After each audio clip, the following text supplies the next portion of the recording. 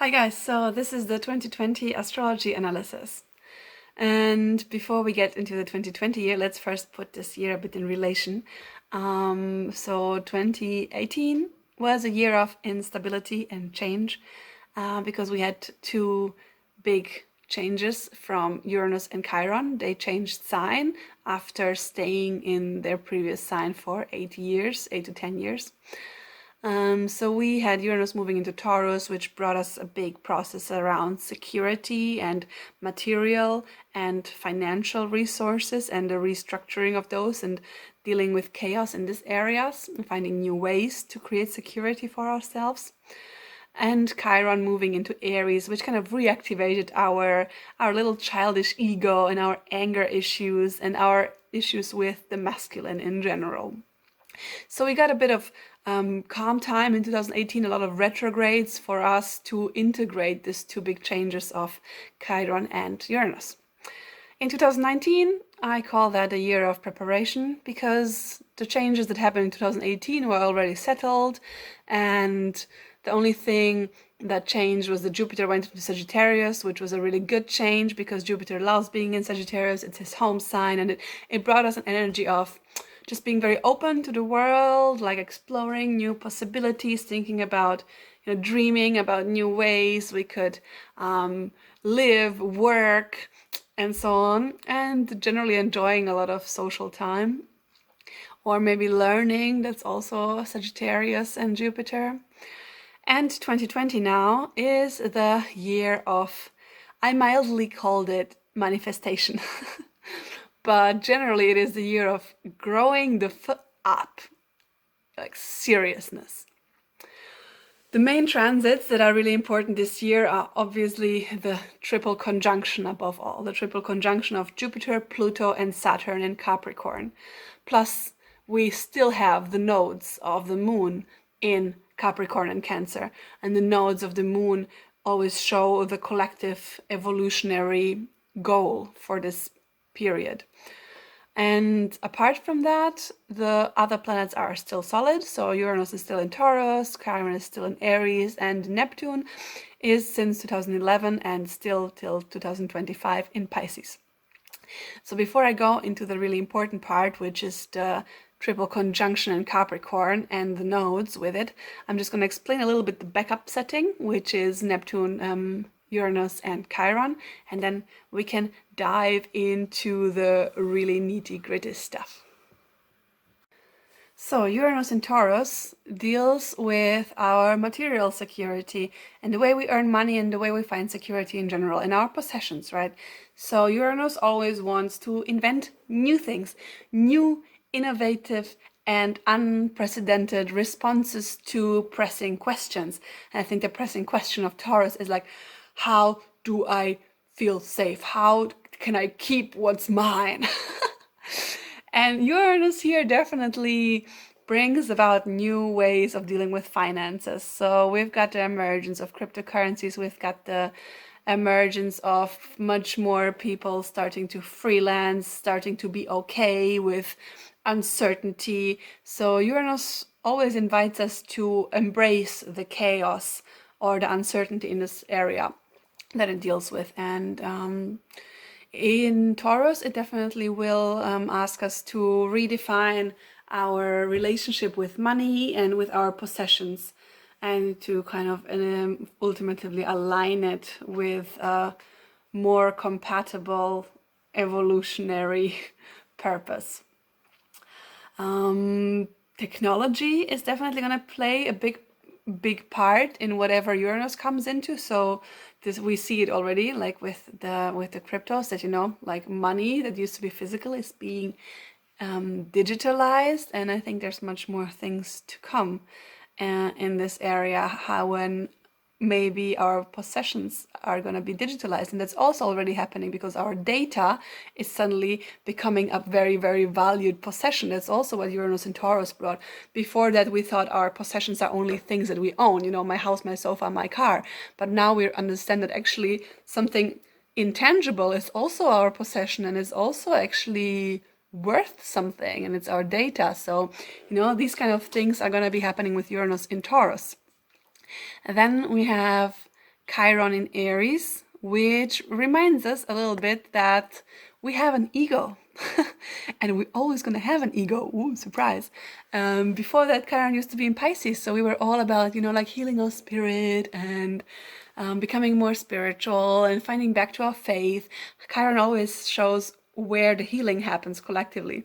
And Chiron moving into Aries, a lot of people suddenly are like really averse to the whole spiritual theme, and they're like, hey, actually I have an ego and I have wants, and they revert back. They actually go into this process of reestablishing their very like childish egocentric self, and they realize that it's important as well. We need this, we need to have our borders, we need to know what we want. We're not there to just be like the water and let everything flow through. We actually have a willpower in order to go out and manifest what we want in this world. And this is a lot of what Chiron in Aries is going to be about, like establishing a healthy ego. And also starting to take care about our body, because Chiron in Pisces doesn't care about anything material and not even about the body. Chiron moving back into Aries, a lot of people remember that they want to be strong, they want to be fit. Aries is about muscles, it's about strength, it's about a warrior. So, we are kind of being reminded to get back into our bodies and become strong and become healthy. Neptune in Pisces is a long process since 2011 till 2026. And Neptune is at home in Pisces. It's the same energy. Neptune is happy. It brought on a big spiritual opening for everybody since 2011. And we're still not through with it. Long time. It furthers feelings of compassion, of empathy, of togetherness, of understanding that all is one, of inner peace. And, no matter if you are spiritual or not, a lot of people are just starting to become aware of these factors inside of themselves and to pay more attention to their inner self and to meditate and to become more aware human beings. So this is what Neptune in Pisces is doing for us. And it's obviously also connecting us to the unseen, to the unknown, to the ethereal worlds. And this is flowing into all areas of life, also into science and quantum physics and so on. So let's move on to the things that are really, really important this year. And first of all, these are the nodes. So the nodes have been in Cancer and Capricorn since November 2018. That means that our collective evolution happens by focusing on Cancer and letting go of Capricorn. Focusing on Cancer means focusing on our emotional needs, on our family, our friends, everything we need to feel emotionally safe, to feel emotionally nurtured. And also what we need for ourselves, like, do we need more free time? Do we need to, spend a day in the spa? Do we need to have more time to take care about our nutrition? These things used to be very unimportant, especially in the West, in a society that is very corporate and where it's most important to be productive and to be functioning. This is Capricorn. This is the South Node. This is what in this collective evolution since November 2018, the collective wants to move away from rigidity, from this and capturing and jailing structures, especially in the workplace. So we've seen some loosening up in this area a little bit, also with companies that start to place more emphasis on low hierarchies and on more warmth within the relationships with their employees, and also sliding working hours and so on. So there's been small changes that are starting to happen, and the rigidity and the stiffness of the system starts to fade a little bit. And a lot of people just start placing more emphasis on their private life and on this work-life balance. They start to remember that, not all safety, not all happiness comes from a full bank account and a status because you have a high position at your job. But a lot of happiness and safety comes from having people that love you and that, you can share your life with. So that's this Cancer North Node. The North Node basically always says, whatever is happening, this is your solution. This is how you need to behave, what you need to do in order to get through the situation. So while this whole Capricornian intensity is happening in 2020, we still got the North Node in Cancer for half of the year. And it still says, no matter what's going on, you're supposed to remember what you need and who you love. And that's most important. So now let's see how that plays out with this Capricorn intensity. Okay, Capricorn, let me throw a few words at you to give you a feeling of the energy. So, clarity, pragmatism, simplicity, status, wealth, success, security, greed, goals, limits, obstacles, duty, dedication, discipline, mastery, skills, father issues, back to the roots, seriousness, long-term decisions, foundation, building, expert, achievement, patience, ambition, drive, endurance, resilience, determination, focus. This is Capricorn. This is the theme of the year. This is what's demanded of you. Now, what is Saturn? Saturn is the lord of this reality. It means it governs time and space and laws and governments and all the structures that we exist in, the structures that hold our reality, basically the matrix. Like Saturn is the net of the matrix on which our reality is built up on. Pluto represents everything that is unseen, the depths, the darknesses, the place where transformation happens, the subconscious, the soul's journey throughout lifetimes and lifetimes. Power, like this real deep-rooted power. These two together in Capricorn say that, you know, there is going to be a huge transformation happening in all the areas that Capricorn energy touches. And obviously from, you know, what I've said now, you can see that Capricorn mainly deals with governments on a global level and structures and laws. And on a personal level, it deals a lot with our own inner governance, like how dedicated and disciplined are we, how determined are we to follow our goals, and how resilient and patient are we to endure and to overcome obstacles that are in our way.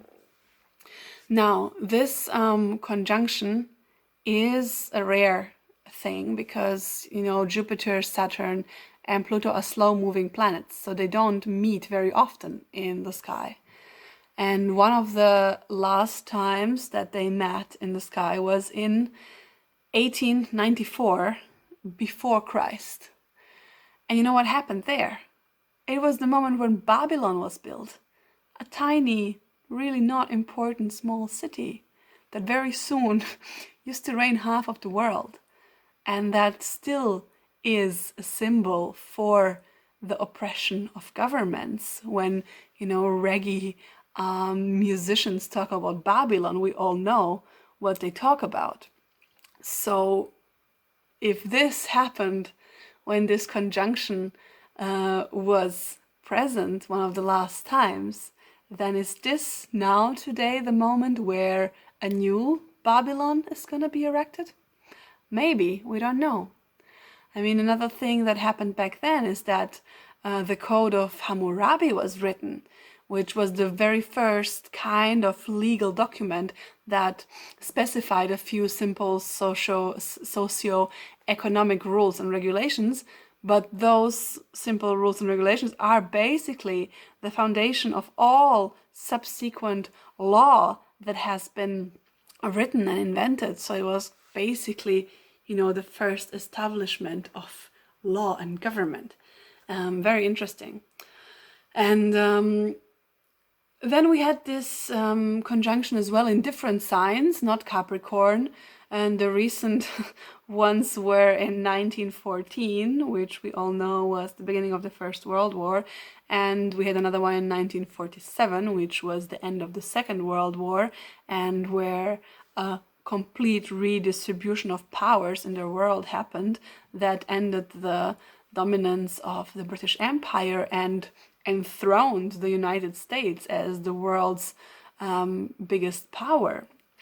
So what is waiting for us right now? Well, definitely a redistribution of powers. There will be certain events that will give rise to certain countries and fall to others. There will be definitely scandals happening, shocking, unexpected events that will somehow cause a collapse. And out of this collapse, a new order is going to be invented. It will be a test for all people in authority, because Saturn deals with morals and with integrity, and Pluto deals with the darkness. So when these two come together, Saturn is inspecting Pluto. He's like, okay, let me see, like, how much integrity do you have?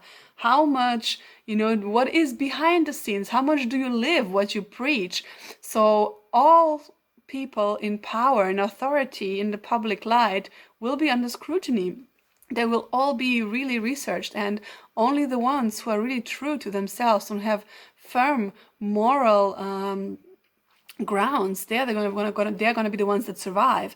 This is also fortified by Jupiter, because Jupiter is also about, morality and integrity and beliefs. And Jupiter mixing into this will definitely bring people who have aligned moral beliefs and who have integrity into power. So there's going to be big shifts, and hopefully to the better when it comes to society structures. When the nodes change into Gemini in the summer, we are going to have Sagittarius South Node and Gemini North Node, which is the opening of the mind. So the focus will not be so much anymore on home life and family and health and friends. It's going to be on opening our mind. Sagittarius is an energy of like very stiffly and firmly believing something and being a preacher of your one and only truth. And Gemini is about opening your perspective and seeing life and seeing everything from all different kinds of perspectives.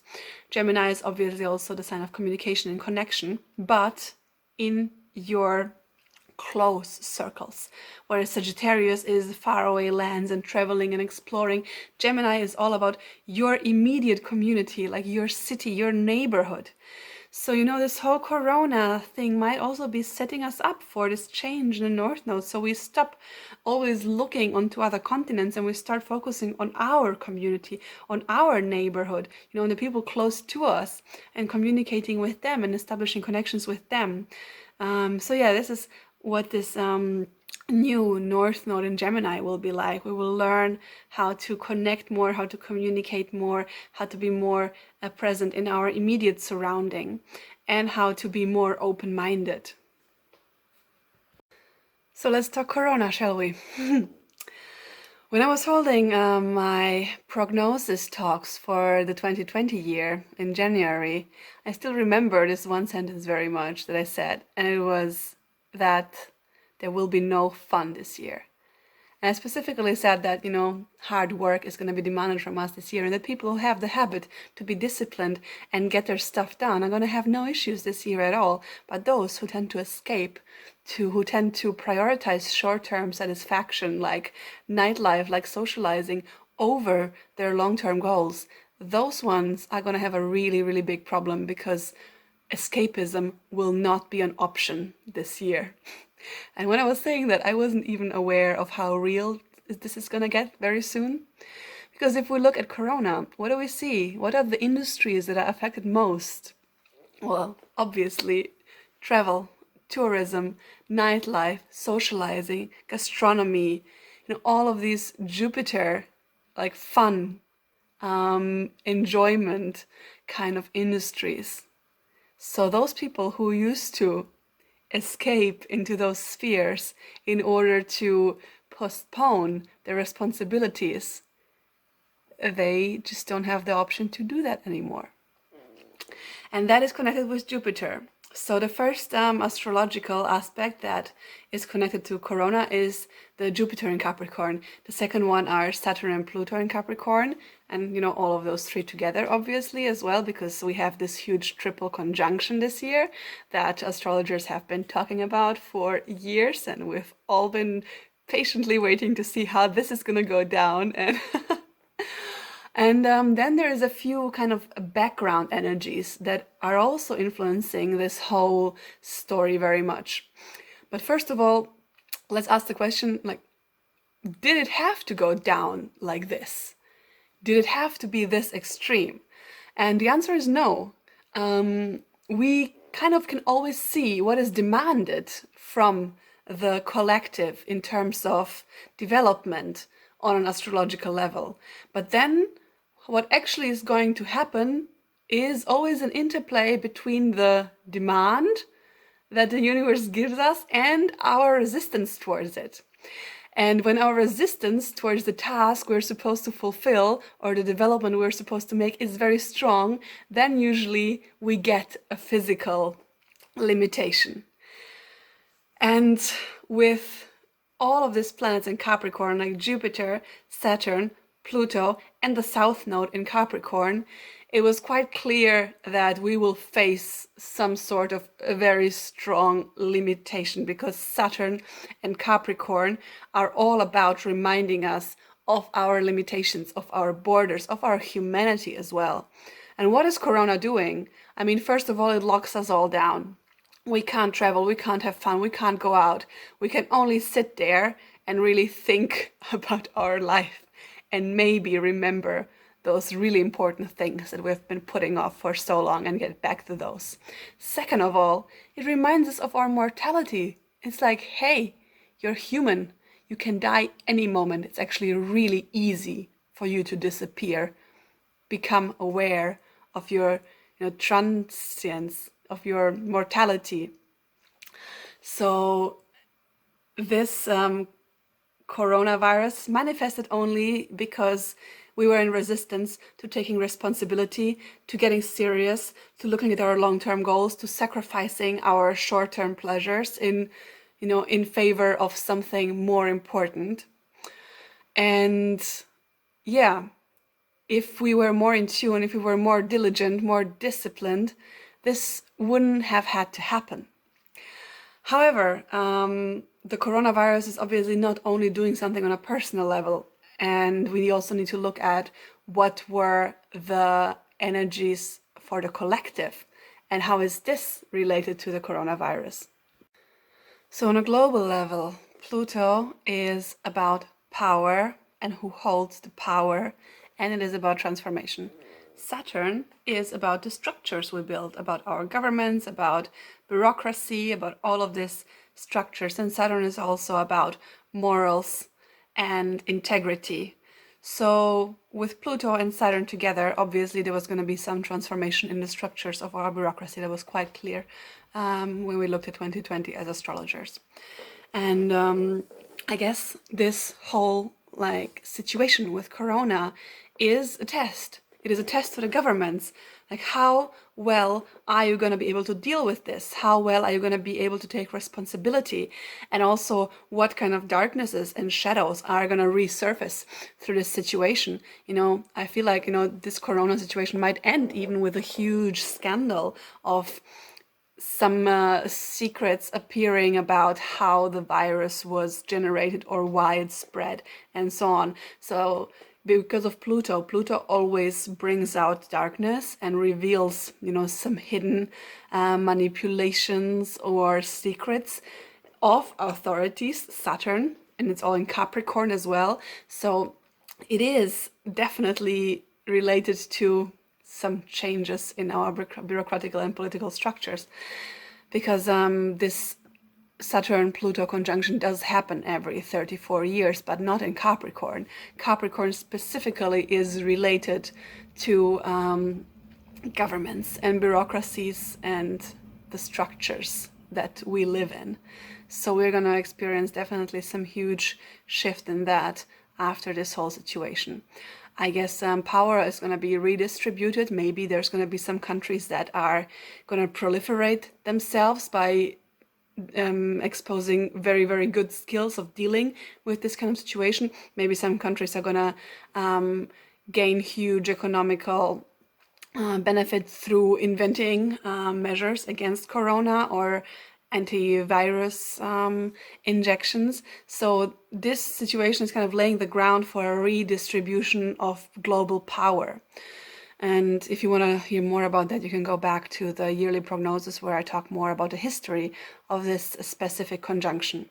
But yeah, we can just see that on a global level, this virus is giving the opportunity to certain countries to show who is most efficient in coping with crisis and hence deserves to get a bigger piece of the power pie. Now let's look at the timing of corona. It obviously all started when the conjunction of Saturn and Pluto was exact for the first time. I guess it already started when Jupiter transitioned from Sagittarius into Capricorn at the beginning of December, and I made a long video about that. You can look at that. It's called Jupiter in Capricorn. It started to be in our consciousness. I guess this month was kind of a test for us. It gave us the chance to actually step in and take responsibility for our life, because we definitely started feeling this need to stop having fun and get more serious as soon as Jupiter entered Capricorn on the 2nd of December. And if we had, probably the whole implications of corona wouldn't have been that bad, but it seems like on a global level we have not really stepped into this energy fully. So now we are facing the situation where we have to really learn the hard way. And Saturn in Capricorn is really good at making us learn the hard way. He's like the strict teacher that gives you a little bit of a chance, like a one chance, and if you fail it, then you deal with the consequences. So I feel like now we're dealing with the consequences, and we will see how well we are doing in this moment right now. It's kind of our second chance to prove that we can get serious and get focused and remember our long-term goals and what is really important in life. And I think if we fail again, then this coronavirus might spread even more. But if we do it well, then it might go down. Okay, so it started with the Saturn-Pluto conjunction, which was exact at the beginning of January, the 12th. That's when the huge outbreak started. I have to say also that viruses in general, they don't just mess up your body. They come in and they do some readjustments, right? They burn away old stuff. So since this Pluto-Saturn conjunction is a very karmic conjunction, because Pluto is the lord of karma and of the soul's journey, and Saturn is the lord of time, space, and this reality. So when the two come together, they really represent collective karma. So this virus is also there to burn away a lot of the collective karma that we have. And the place where you end up specifically in this scenario says a lot about where your collective karma is tied to. So this is the place where you probably have a lot of past life stuff. You basically have like a past life relationship, a karmic relationship with that country itself. But okay, that to the side. So it got really, really violent when Mars joined into the Capricorn party. And Mars is going to be in the Capricorn party So Mars is leaving the Capricorn party on the 31st of March. But even before that, Saturn is leaving Capricorn already on the 22nd of March. And they're both moving into Aquarius. Saturn is about taking responsibility. Aquarius is about the community, about the collective. So I can see that there is going to be, some, communal uprisals. People are going to start collaborating, going to start working together, going to form collectives in order to deal with the situation. I'm going to start taking responsibility collectively and for the collective and not only for themselves. And Mars moving into Aquarius will, just push this action. Mars is about action, about where the energy goes. So I feel, by the end of March and by April, there will be like this huge community move where everybody will come up and be like, hey, let's do this together. We are in this together. And then by July, Saturn is going to start retrograding back into Capricorn. What does this mean? Well, I think this is the second chance we get to prove that we have taken responsibility, that we have understood the lesson. And if that goes well, if we really did, then as a collective, we might be off the hook. And if not, I think that maybe there might be a second wave, because Mars by then will be in Aries, conjuncting Chiron, which can be a quite violent outbreak again, if it happens. And it can happen in certain countries and in others not, depending on how the specific countries and people dealt with their collective karma and with their mission of taking responsibility and conjoining as a collective. Since Aquarius also stands for science, as Mars and Saturn move into Aquarius, there can also be some scientific solutions coming up, and scientists getting serious, taking responsibility, Saturn, about this problem and finding solutions. What is happening in the background of this whole like big Saturn, Pluto, Jupiter and Capricorn thing that everybody is so focused on is Neptune in Pisces. So while this is all happening, like in the foreground, there's limitations and us being forced to focus, in the background, it is all for the purpose of the Neptunian, becoming aware of our own consciousness, of empathy, of compassion, and how these are necessary for the evolution of the world. And Neptune also deals with everything that is mysterious, that is unknown. So Neptune trining this conjunction in Capricorn is basically corona, like this unknown disease that suddenly appears and nobody knows how to deal with it. This is Neptune. It's bringing uncertainty, it's bringing fog, it's bringing lostness, like we don't know where to go. And then it's combined with this whole Capricornian theme and with the limitations and us being stuck down, and it's really forcing us to understand certain truths about the world, and to remember that just because we have lived a very comfortable life forever, it doesn't always have to stay that way. We need to develop more compassion for other people, and maybe we soon will be the ones trying to escape from our continent, fleeing from a deadly virus knocking onto the borders of Africa, which weirdly has almost no affection by corona. And they might be shutting us out the same way we are shutting them out at the moment. So it just takes one single event to twist and turn an entire scenario. And I think we should always be aware of that. Okay, so this is the outlook for it all. And just on a, I guess, non-astrological note, this virus is definitely a download that is coming at this time. It's like a download update being downloaded into our system, and we need some readjustments to be made for the new age of Aquarius that is coming. And I don't expect this governmental structures to completely break and change in 1 year. It is just the start of a process, and governments will still be struggling and fighting for power until Pluto moves into Aquarius, and then this Capricornian structures will start to break down and the community will rise, and co-working and collaboration will start to rise, and the people will start to rise.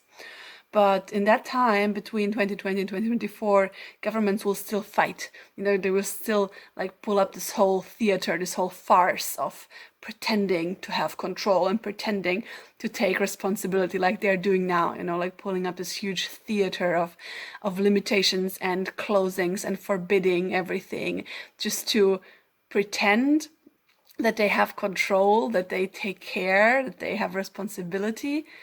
But actually their reaction is so overblown that it is very obviously just a compensation for their actual lack of control and their absolute lostness in the case. Yeah, but this is the way things go. I think this is the way things will be going for